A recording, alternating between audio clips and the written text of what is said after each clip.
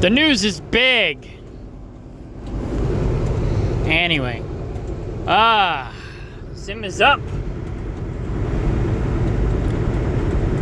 Quite a bit, actually.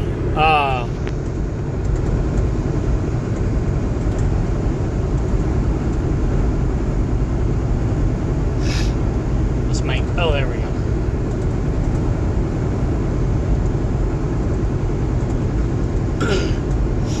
So they were way down.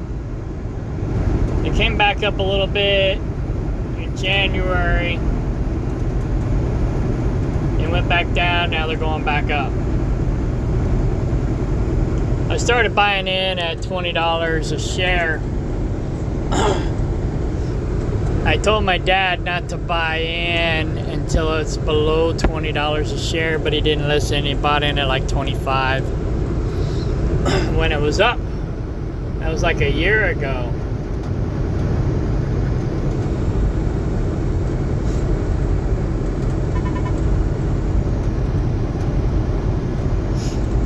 Over a year ago. I'm not sure if my dad cashed out yet or not. We're not on speaking terms right now. But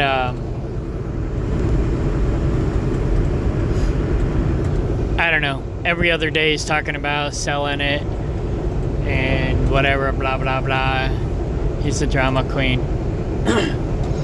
That being said, he has been buying more silver lately, and that's a good thing.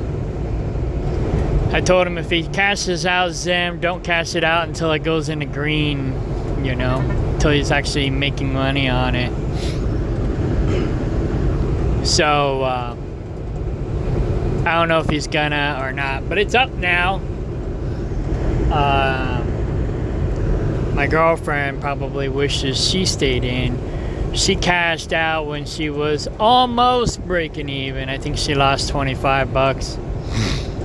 But she couldn't handle the stress of the up and down roller coaster of the stock market. Nor can my father. So if you're like that, you should just put your money in, say, the Robinhood broker account.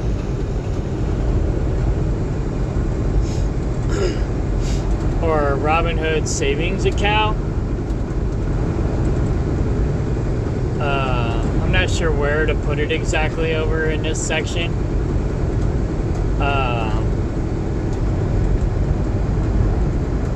Not the individual cash. I don't think that one don't actually earn as much. I actually do earn some money. Maybe it is the individual cash. The individual cash brokerage account will earn you about $5% interest. And you don't have the risk of the fluctuation of the stock market. So if you just want something secure, just put it in the Robinhood account. I'm not sure how much you can put in there to be safe and secure, like, you know, FDI insured or whatever. But that's basically what my girlfriend did. She basically just has her money in the savings account. She's earning 5% interest, and she's happy. She makes about $100 a month, something like that, 50 to $100 a month extra. And the more she puts in there, the more she'll make. The stock market, on average, will give you about a 10% return on your investment. My IRA has given me about a 21% return on my investment. My broker said, on average, I'm like about 12% overall. But when I go to my portfolio, it says 21%. So I don't know what the difference is between the 21 and the 12. But it's saying that I'm earning 21% average when I go look into the deal. But maybe he can see something I can't. maybe the portfolio that I have earns about a 12% average, where right now my portfolio is at 21%, so it's up. So that's pretty good. That's more than what credit cards are charging. Well, it's about what credit cards are charging.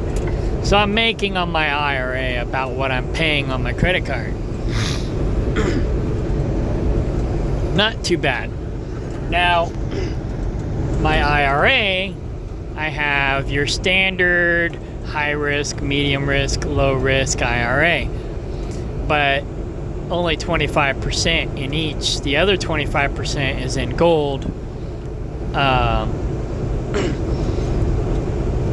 paper gold. However, 10% of that 25% paper gold is actual bullion. So, you know, you hear people talking about a gold-backed IRA, blah, blah, blah. Well, gold is only making about a 5%, 5 to 10% return on your investment. But it's security, you know, it's more safe. So, so yeah, I have 5% or 25% of my IRA in gold. 15% of that is paper gold, and 10% of that is actual gold bullion. It's in there safe. Recently, like last year, Ron Paul was promoting gold-backed IRAs, and he was promoting Birch Gold. Still is. So I called them, but I didn't have $10,000 to move over to their deal, and so I kind of just blew it off. Well, now I got about $15,000 in my IRA, which ain't a lot, but you know, hey, it's something. And I have almost that in the stock market on my own accord. I've been investing in the last year or so more on my own. And now I'm going to, well, once I have my personal investment equivalent with my IRA, so I got to get my numbers up on my on these ends, and then I'll bring my number up on my IRA side. What I'm going to do, well, okay, before I go on that rabbit trail, so Birch Gold, well, I didn't have the money to move it over yet, so I just kind of forgot about it. Then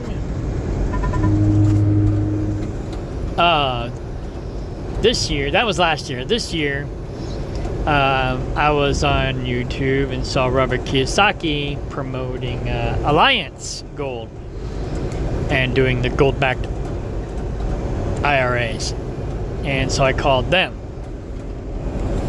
Now, after calling them and getting some information, I called Birch Gold back and got some more information.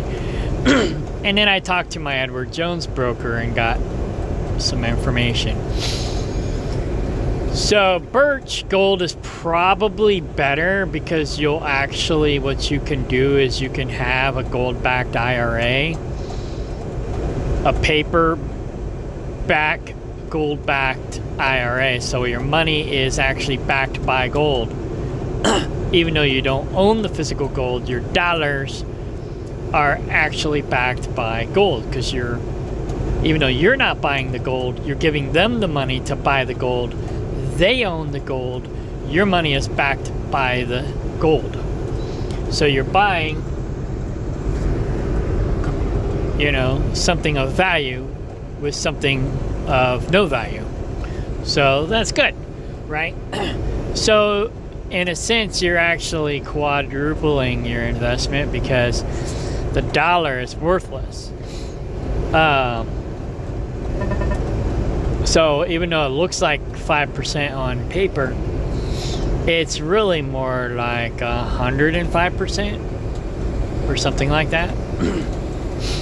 So not only that, but I've been learning something else recently, that our math is wrong, and supposedly we should be making more money on our money if our money was being calculated right. So I got to look more into that. And if you have your own bank, then maybe you could dictate that. And there was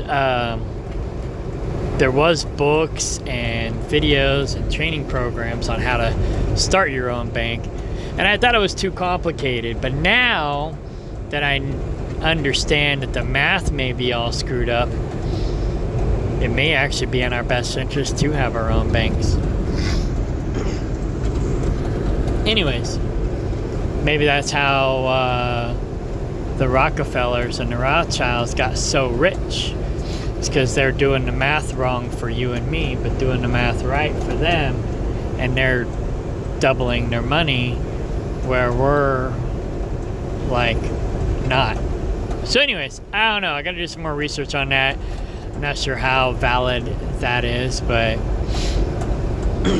anyways, I won't even argue with that. It's kind of like a conspiracy theory that I haven't actually confirmed whether it's a conspiracy fact or not. So I got to do more research on that. Okay, so back to gold-backed IRAs. So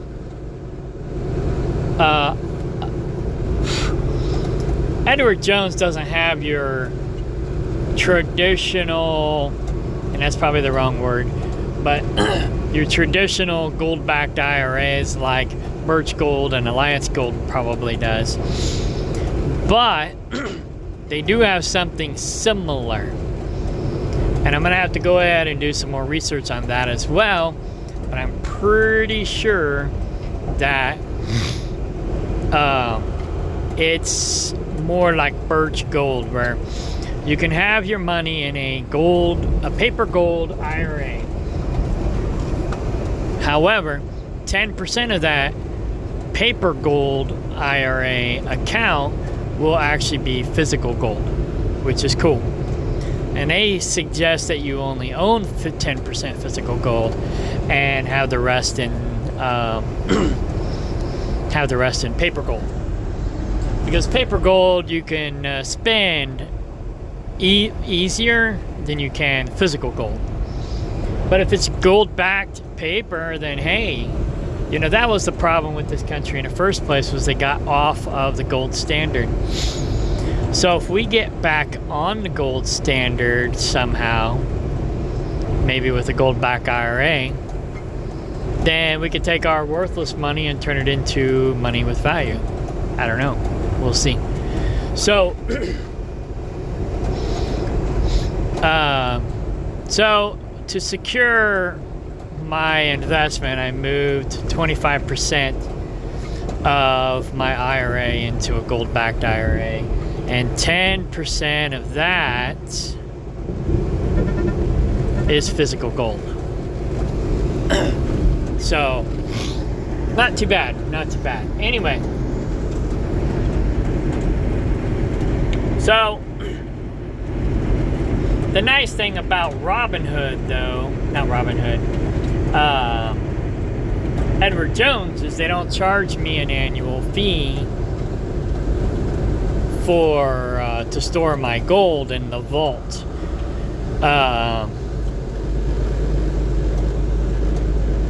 Where Birch Gold and Alliance Gold and whoever else is out there, they do.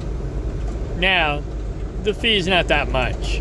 I did the calculation, and basically it's about 0.02% of what I have. Now, you may have more, you may have less. The less gold that you have in there, the more the interest is if you do the calculation by interest. the more the interest you pay. Basically it's a storage fee. It's not really an interest. But, it's like you calculate your interest that you're earning off of it versus the fee that you're paying. Well, you can't really calculate the fee you're paying against the interest unless you calculate it as a percentage like you would interest. So I calculated that the fee would be 0.02% of the money that I would have in there. So 0.02% isn't that bad when you're earning 5% interest. And then you have more gold in there, the less your fee stays the same, but the percentage you're paying on the gold that you have in there is less, if that makes sense. So the more gold you have, the less the impact is of the fee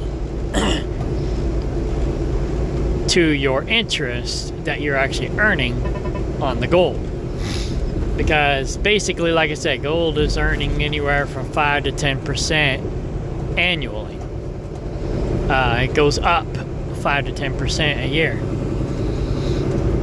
I don't remember what the average is, but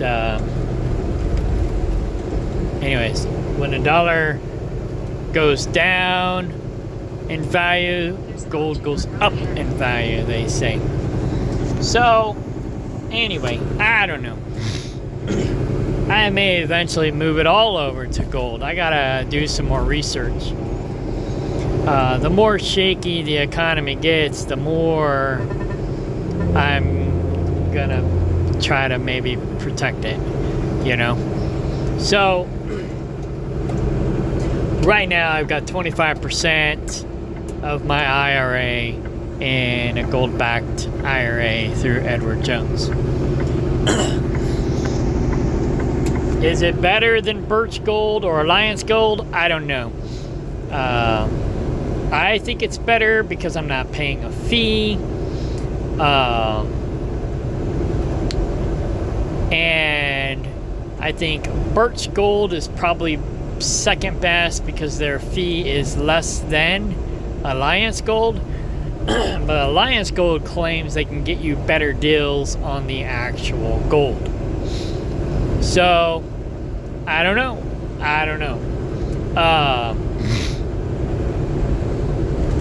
I think what I'm going to do is wait for gold prices to go down, the spot value to go down, before I consider actually moving a big chunk of money into a gold, a physical gold IRA. But anyways, I have to watch the market for that. Meanwhile, I'm buying gold and silver, scrap gold and silver at spot value when it goes down, as it goes down, whenever it goes down. And when I have money. Right now I don't have any money, so I'm not buying any gold and silver. I'm just investing in dividend stocks. That's primarily what I'm doing. Now, I started buying ZIM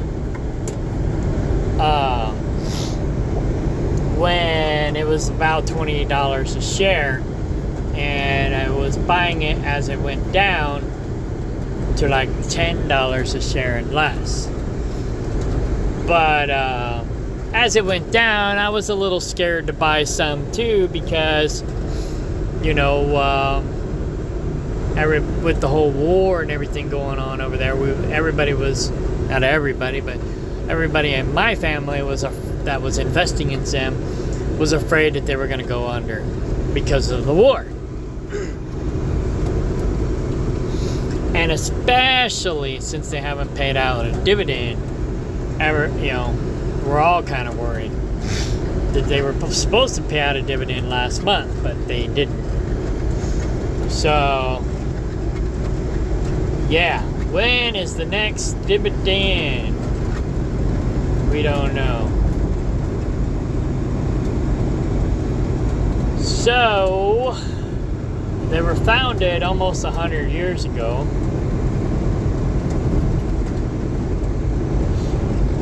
Their stock opened at $15 a share. It says their dividend yield is 114%, but that's not accurate. It's closer to 50%. I don't know why Robinhood doesn't update the dividend yield, because basically they're showing the old dividend yield, because I guess it's based on what the last dividend was, not what the current dividend's going to be. So I don't know, they just haven't updated it yet. Either that or they're trying to make it look good so people will buy more. Hey, 114% dividend yield. But it's not. It's like 50%. In fact,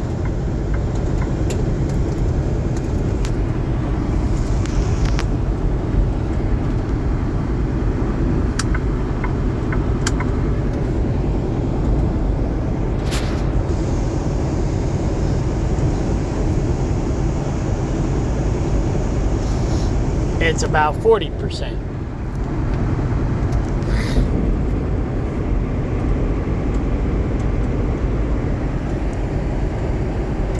As the stock goes up, the yield goes down. As the stock goes down, the yield goes up. So the dividend is $6.40 a share.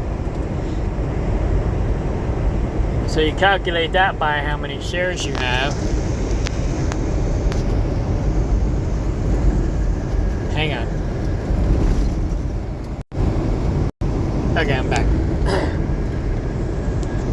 $6.40, right? Alright, let's see here. So I have 138 shares.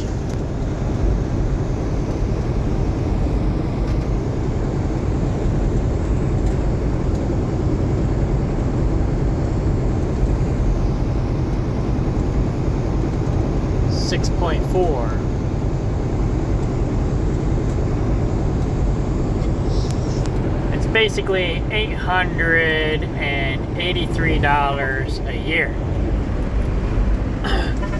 So when they do pay their annual payout for last year, that's what I should make before taxes. Now,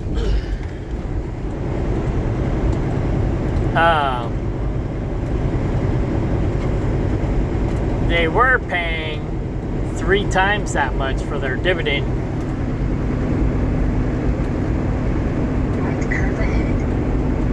But that was when they were doing good.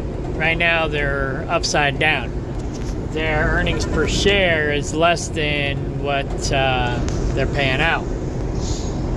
So that's probably why they haven't paid out. They don't have the money to pay us. They might intend to pay us. I don't know if they're going to pay us late or if they're going to pay us at all. But if they pay us, this is what they say they will pay me.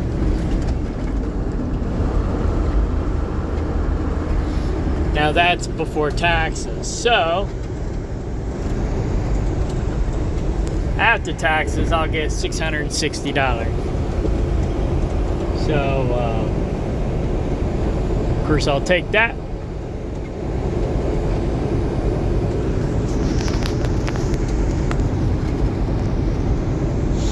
Reinvest 40% or $40 of it, and then take the remaining balance and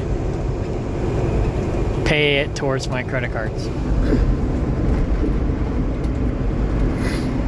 Because basically, I'm only investing in high yield dividend stocks right now, so that I can use that to help me pay down my credit cards, because I let myself get into a little bit too much debt. Basically, the amount of money I have in stocks is the amount of debt I have in credit cards.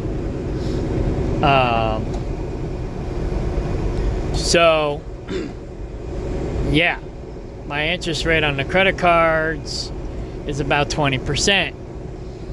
So, I take about 2/7 of my paycheck to pay down the credit cards. And then 1/7 goes into high yield dividend stocks. And then I'll take the 20% or more, like this one's 40%.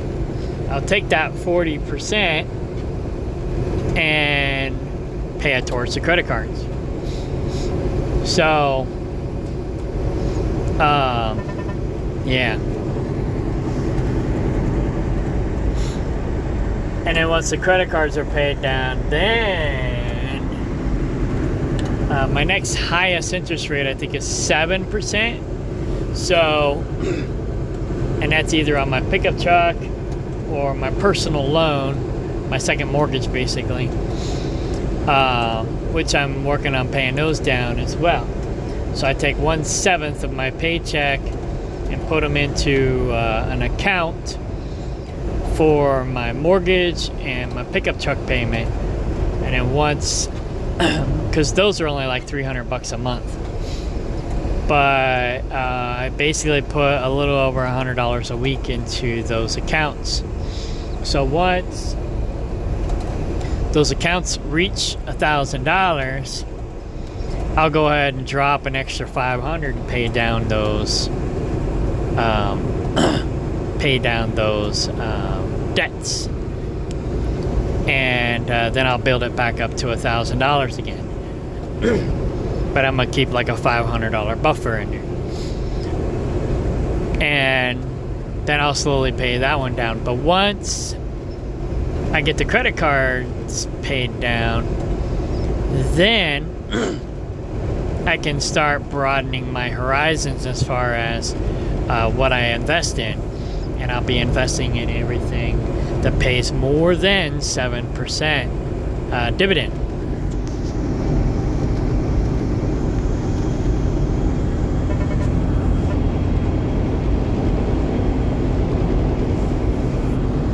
And then once I get my second mortgage and my pickup truck paid off, my primary mortgage is only 4%. So then I'll be investing in things, dividends that pay over 4%. And so on and so forth. And once I'm debt free, then I'll invest in everything that pays dividends, all of the above. Which is basically what I started out doing. I started out putting in just $1 in everything. Hang on.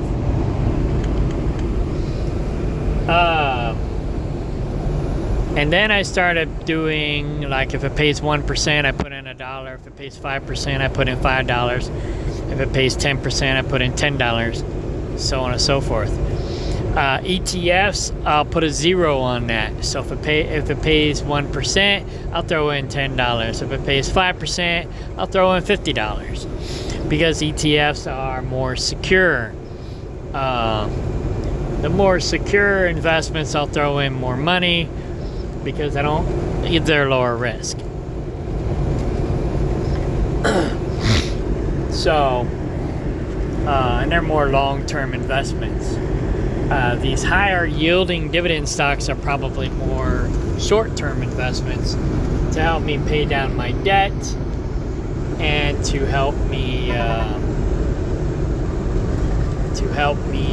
get more money to pay into the more long-term dividend stocks. Hang on. Okay. So I just set up this new phone. It's not really new.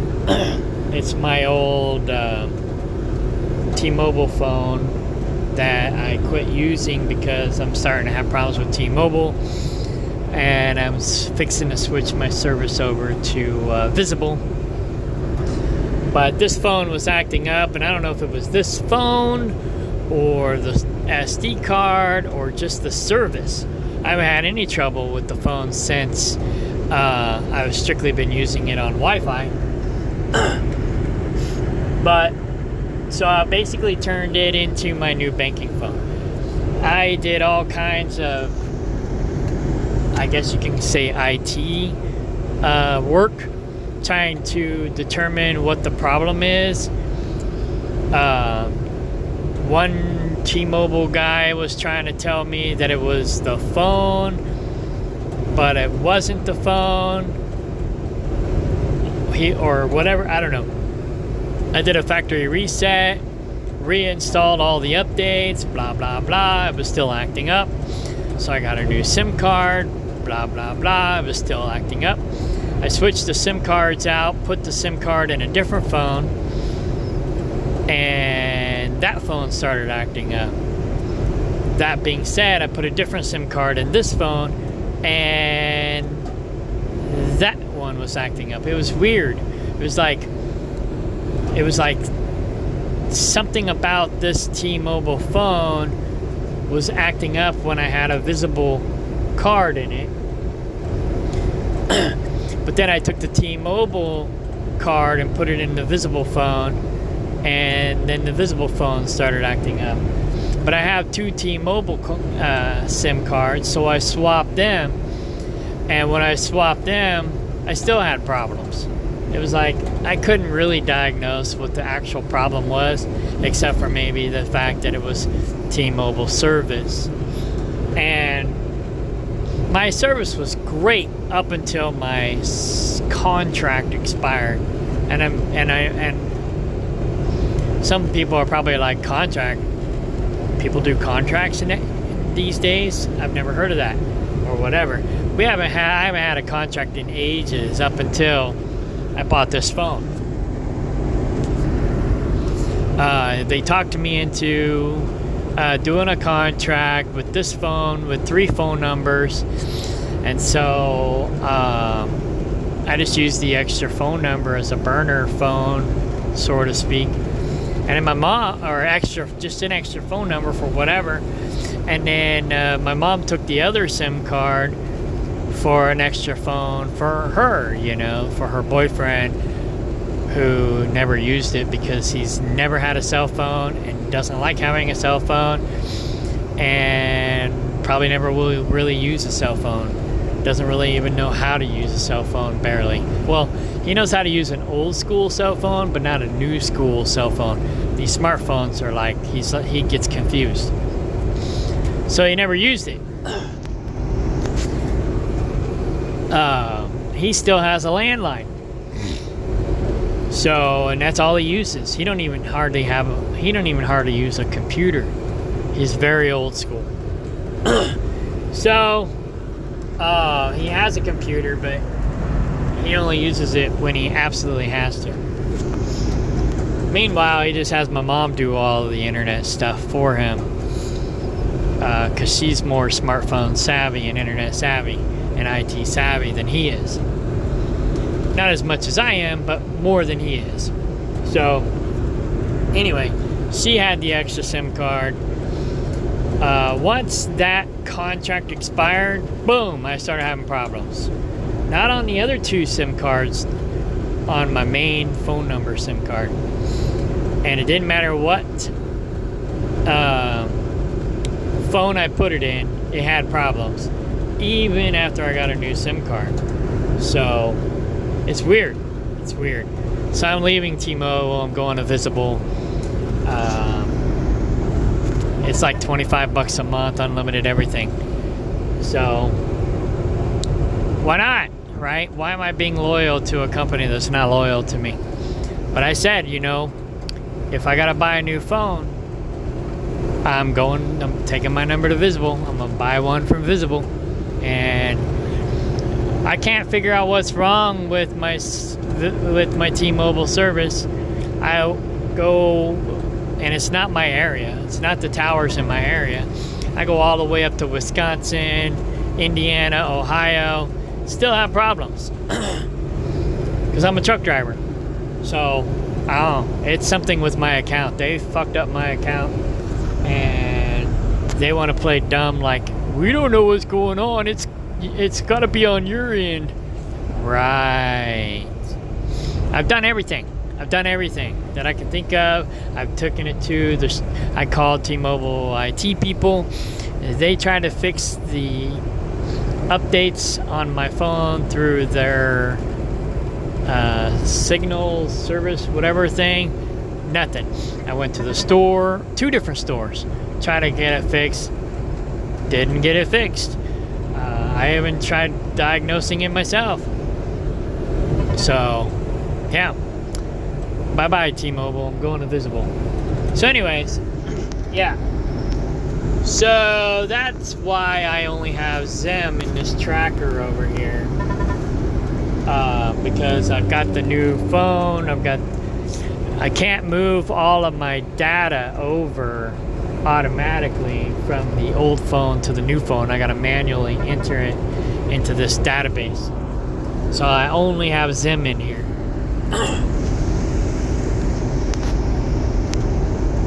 I'm downloading some more trackers. Well, I don't know. I did a search for trackers, and these are what I got, and I'm still downloading some more. So I'm gonna play with these. I don't know if any of them are any good, but I'm gonna basically just use them as dividend trackers and scanners or whatever. But as far as stocks go, these are pretty much the only apps that I use to actually do the stocks. I got my Edward Jones for my IRA. I have my paycheck go into Edward Jones bank account, then I can move the money from there to my IRA and my other bank accounts where I manage my money. So I have one bank account for my mortgage, one bank account for my pickup truck, one bank account for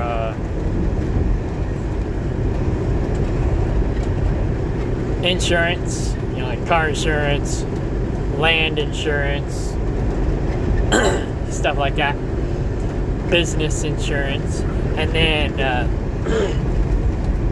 then I got another account which I pay my credit cards and invest in the dividend stocks through. So I basically just move my money around, almost like kiting, but it's not kiting.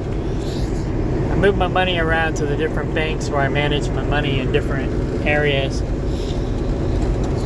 and then I move it from there to where I need it, whatever, blah blah blah. Well, the money for the mortgage automatically comes out of that other bank account. The money for a pickup truck comes automatically out of that other bank account.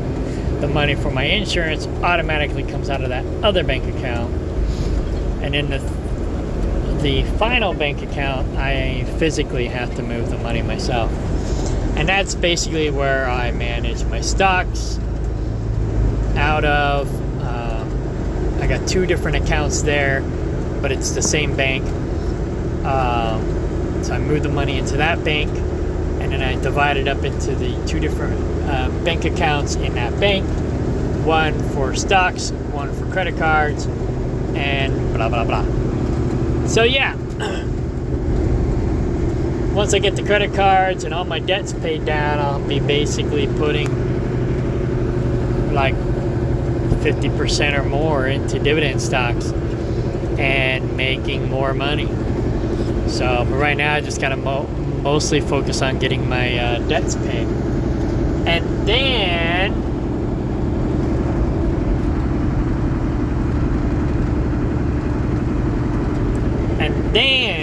I can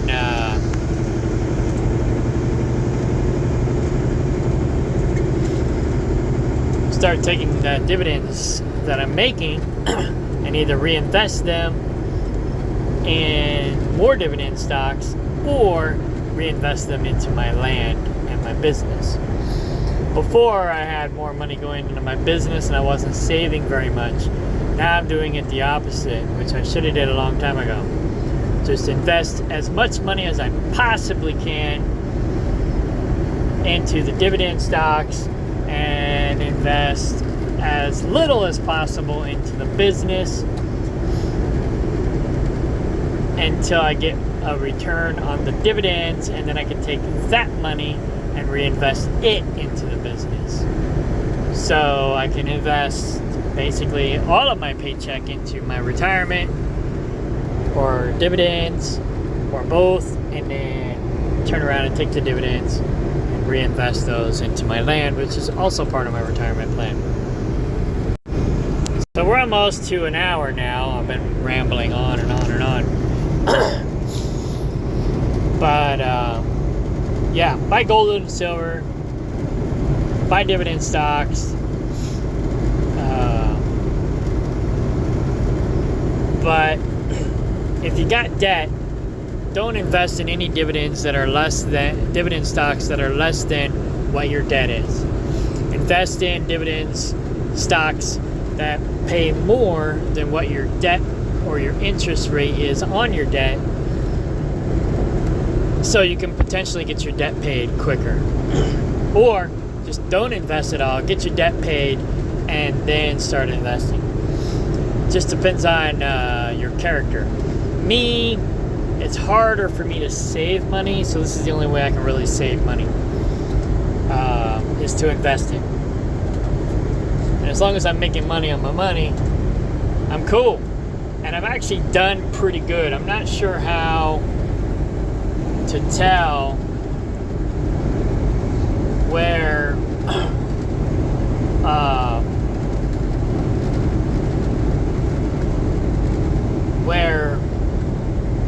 I'm doing in Robinhood.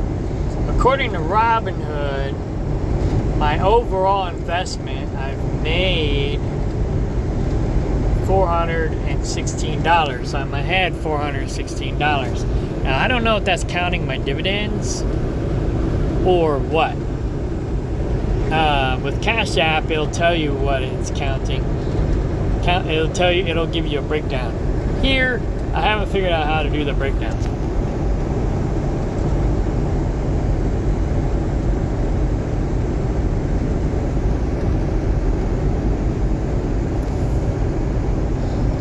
So year to date, my stocks are up almost $1,000, but overall, I'm only up $400, which ain't bad. So basically, what it's saying is I made $400 so far. That's pretty good. But that is just day trading, I think. I don't know. I don't know if that's counting dividends or not.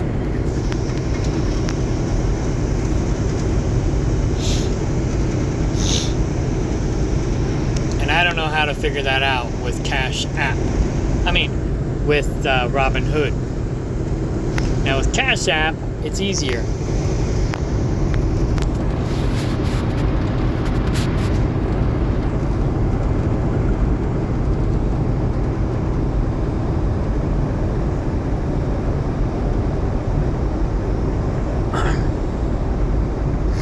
I started out with Cash App. Once this propagates, it'll give us the calculation. Oh, I guess it is giving us the calculation. It says I'm down $6. Or maybe not. Maybe I'm up $850.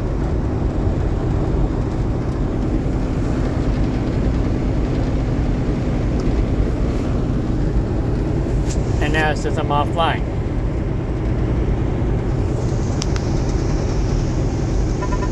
Details.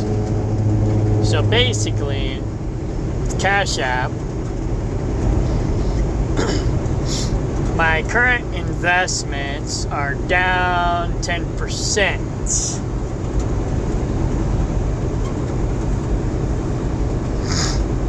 I think. That's day trading, I think.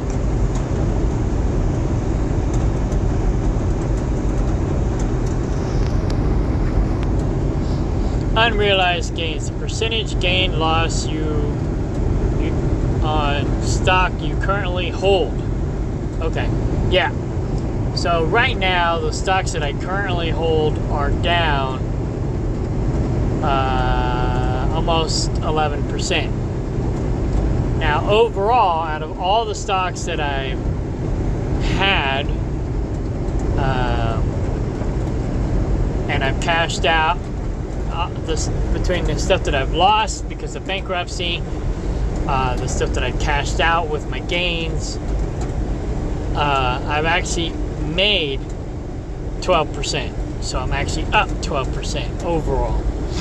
Not too bad.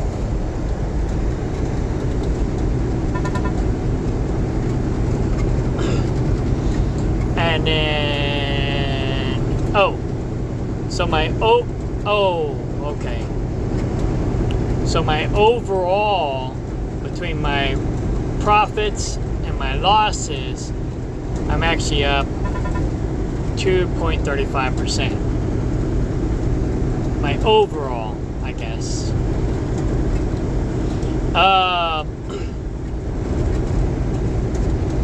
Value at sale. So that everything I sold, I basically gained 12%. So I only sold stuff when it was up. I never sold anything while it was down. And so I made 12% off of day trading.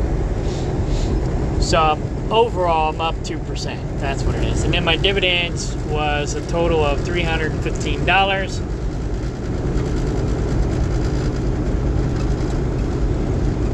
So you take my overall gains, $200, plus my overall dividends of $300. That's $500 overall that I made. Not too bad. So technically, I'm up $1,000 between Robinhood and Cash App.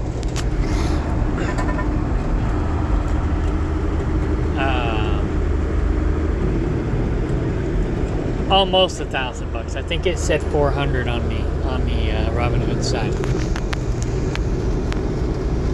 Yeah, 400.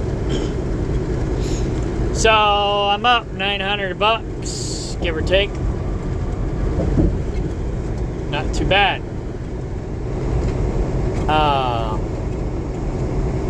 Just got to get my debts paid off, not accumulate any more debt, start making more money on dividends, and then start paying cash for everything. That's my goal. All right, party on.